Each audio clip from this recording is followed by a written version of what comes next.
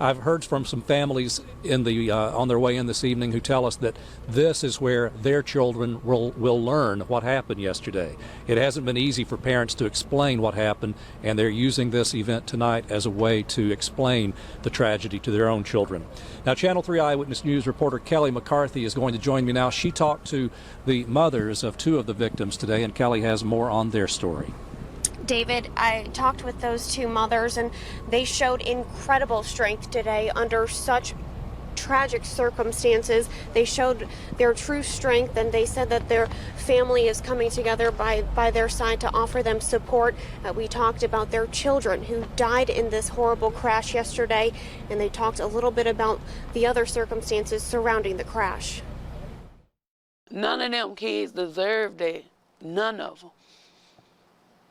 My baby had a whole life ahead of her. One of Jasmine Mateen's little girls died in Monday's school bus crash.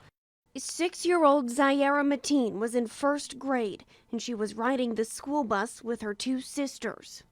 Zasmine and Zakaria Mateen survived the crash, but are in the ICU. Well, Zakaria has a concussion. She has injuries to the neck. She got a fracture to the spine. Zasmine, she got a concussion, injuries to the neck, bruises on her legs, and they haven't really gave me any updates on her legs, but my baby can't walk. Mateen says she wrote a letter to the school weeks ago, complaining about her children's bus driver.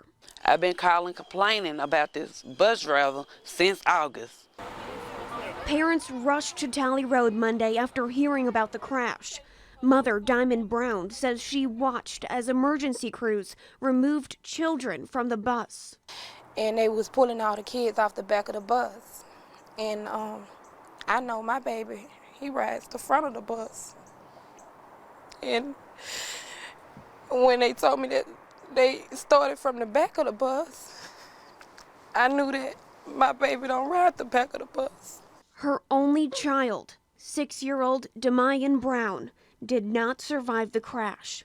She says she will now be fighting for justice for him. I will be in every court hearing. I will be there front and center, grieving and all. I will be there, because that was my only child that he took from me.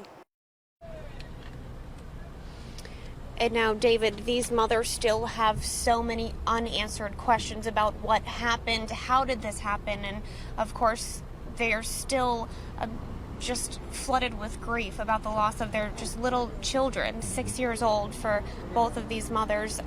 So they're really hoping to find some more answers soon, but they do appreciate the comfort of the community that has been giving them some support at this time. Kelly, thank you very much for that report. And just as we mentioned yesterday at this time, we figured by now we'd see the faces of the children who died. We have indeed seen some faces and learned some identities, and it just breaks our heart all over again as these numbers we heard yesterday have now become actual little children.